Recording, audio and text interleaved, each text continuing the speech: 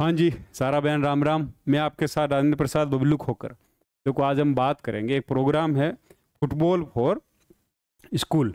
Programme का क्या नाम है? Football for school. तो मास्टर ट्रेनिंग प्रोग्राम है, ये संबलपुर में आयोजित हो रहा है। जिसको आयोजित कौन करा रहा है? फीफा इसको आयोजन करा रहा है इंडिया के अंदर। ये 2 दिन का ट्रेनिंग प्रोग्राम है। तो सबसे पहले देखते हैं, आपसे कोई पूछे कि जो मास्टर फॉर स्कूल प्रोग्राम है ये कौन कौन कराए? Ministry of education, FIFA, all India federation of the football.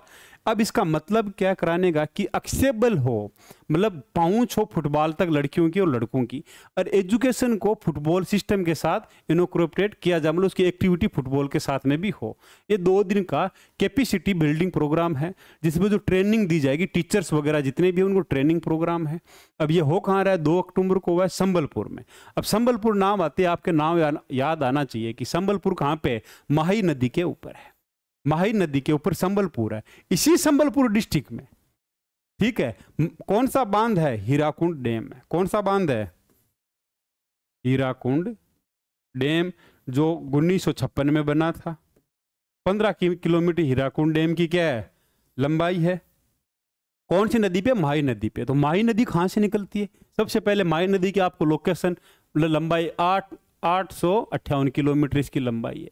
ये निकलती कहाँ से है? छत्तीसगढ़ में, रायपुर के पास, मतलब अमरकट के दक्षिण में एक रायपुर डिस्ट्रिक्ट है छत्तीसगढ़ में, उसके पास में एक जगह है सिहावा। ये वहां से महानदी नदी निकलती है। अब संबलपुर किस लिए फेमस है? संबलपुर को हथकरघा के इंडस्ट्री भी बोलते हैं, पर हथकरघा सिटी भी बोलती है।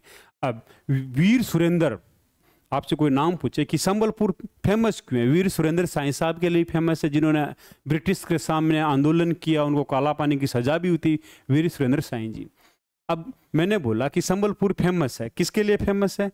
हथकरघा हैंडलूम के लिए। देखो, हैंडलूम ये होता है, हैंडलूम सिटी भी बोलते हैं इसको, संबलपुर को हैंडलूम सिटी भी बोलते हैं। हैंडलूम सिटी में मास्टर फॉर स्कूल, ठीक है, सॉरी, फुटबॉल फॉर स्कूल का आयोजन हुआ है। अब इस चीज को हम आगे देखते हैं कि फुटबॉल फॉर स्कूल को आयोजन कराने में कौन कौन हिस्सेदार है। तो सबसे पहले फुटबॉल फॉर स्कूल, अब ये हुआ प्रोग्राम है, इसको कौन कराए? Federation of international football association, FIFA. इसके साथ साथ डिपार्टमेंट होगा किसका? एजुकेशन मिनिस्ट्री का डिपार्टमेंट है, मिनिस्ट्री ऑफ एजुकेशन का, school and literacy. All India football federation भी इसके साथ में। दूसरा, sport authority of the India भी इसके साथ में। इसके साथ साथ नोडल कौन है? नवोदय स्कूल है, जवाहर नवोदय स्कूल जितने भी है, JNV, जवाहर नवोदय विद्यालय क्या है? नोडल ऑर्गेनाइजेशन है इस प्रोग्राम के। किसके? फुटबॉल फॉर स्कूल के। आपसे कोई पूछे तो आप इसका जवाब दोगे। ठीक। अब ये प्रोग्राम है, इसमें ट्रेनिंग देनी है बच्चों को। अब सबसे पहले अपने एग्जाम में थोड़ी बहुत चीजें देखें, वो देखते हैं। आपसे पूछे कि फुटबॉल फॉर स्कूल, इसका मेन एम क्या था? कि कंट्रीब्यूट करना है, कंट्रीब्यूट करेंगे किसमें? एजुकेशन में। एजुकेशन में, डेवलपमेंट, एम्पावरमेंट में। कितने बच्चों के लिए? 700 मिलियन चिल्ड्रंस के लिए यह है। और फुटबॉल को जितना हो सकता है गर्ल्स एंड बॉयज के लिए एक्सेसिबल कराया जाए, उनको ट्रेनिंग दी जाए कि ज़्यादा से ज़्यादा ये खेल फेमस हो वर्ल्ड वाइड। ठीक। और एजुकेशन सिस्टम में इसको लेके आना है, और ये फीफा का मेन मुद्दा है। अब देखो, आप इसके अंदर देखो, यहाँ पे लोगो लगा रखा है, SI, sport authority of the India. FIFA भी दिख रहा है, देखो ये रहा FIFA. Ministry of the education का भी दिख रहा है। अब हम बात करते हैं कि फीफा क्या है। सबसे पहले आपसे कोई पूछे फीफा क्या है, तो फीफा की फुल फॉर्म आप जानते हो, international association of football federation. इसकी स्थापना कब हुई? 1904 में हुई। कब हुई थी? 1904 में इसकी स्थापना हुई थी। क्यों हुई भाई? कहाँ पे हुई? पेरिस में इसकी स्थापना होती है। कहाँ पे होते हैं? पेरिस में इसकी 1904 में पेरिस में इसकी स्थापना लगभग 21 मई के मंथ में इसकी स्थापना होती है। बेल्जियम, डेनमार्क, फ्रांस, जर्मनी के बीच में फुटबॉल मैच कराने के लिए। इंटरनेशनल लेवल पे जितने भी फुटबॉल के ऑर्गेनाइजेशन होते हैं वो फीफा करवाता है।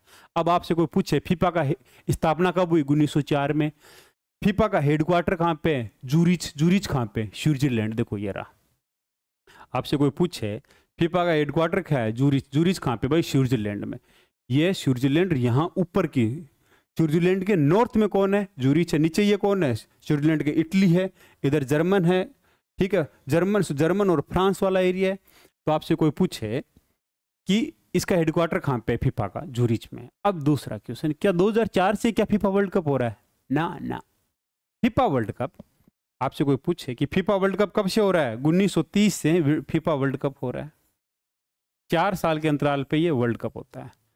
मेंस का, वोमेन्स का वर्ल्ड कप हो रहा है फीफा का 1991 से। आज तक सबसे ज्यादा फीफा का अगर किताब जीतने वाली टीम है वो 5 बार, वो है ब्राजील। कौन है? ब्राजील। ब्राजील के बाद में 3 बार को अगर विजेता रहा हुआ है अर्जेंटीना। अभी 2022 में कहां पे हुआ था फीफा? कतर में हुआ था, जिसको अर्जेंटीना में जीता है।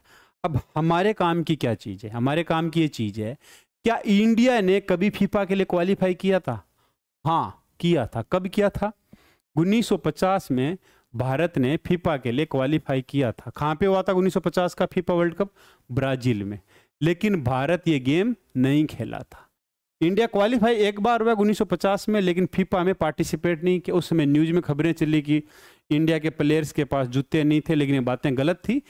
उस समय जो डिसीजन था all Indian federation of the football का, उसको डिसीजन को आप पढ़ोगे। लेकिन एक बार क्वालिफाई हुआ, लेकिन मैच नहीं खेला है। फीफा वर्ल्ड कप इंडिया ने एक बार भी नहीं खेला है, ये ध्यान रखना आप। दूसरा ऑर्गेनाइजेशन था ऑल इंडिया, कौन सा है? All India football federation. इसकी स्थापना कब होती है? 1937 में। कब होती है? 1937 में, जून के समय। अब ये क्या कराता है? All India football federation Hindustan में जितने भी फुटबॉल के टूर्नामेंट वगैरह है या फुटबॉल बॉडीज है, जो टीम्स है, उनको गोन्स वगैरह, कौन कोच होगा, कैसे प्लेयर, रूल्स वगैरह, ये इंडिया के लिए बनाता है कौन? All India football federation. अब ऑल इंडिया फुटबॉल फेडरेशन को अभी मई में पिछले साल ही सुप्रीम कोर्ट का जजमेंट आता है। प्रफुल्ल पटेल को कहते हैं कि आप पद छोड़िए। कहा जाता है कि प्रफुल्ल पटेल ने तानाशाही चलाई थी फुटबॉल फेडरेशन में। ये न्यूज की हेडिंग रही है। प्रफुल्ल पटेल कौन है? एक कांग्रेस से महाराष्ट्र के नेता हैं प्रफुल्ल पटेल। इनसे पहले 1988 से 2009 तक ये भी कांग्रेस के नेता है, पीरिय रंजन दास मुक्त भी फीफा के अध्यक्ष थे। सुप्रीम कोर्ट ने इंटरफेयर किया। सर्वोच्च न्यायालय ने बोला कि all India federation of India है, AIFF को सारे के सारे पदों को हटा के उन्होंने एक न्यायाधीश ने 3 सदस्यों की एक समिति बनाई।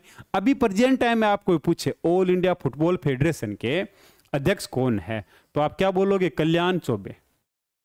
ये भारतीय फुटबॉल टीम में पहले क्या रह चुके हैं? कल्याण चौबे गोलकीपर भी रह चुके हैं और भारतीय जनता पार्टी से राजनीतिज्ञ भी है।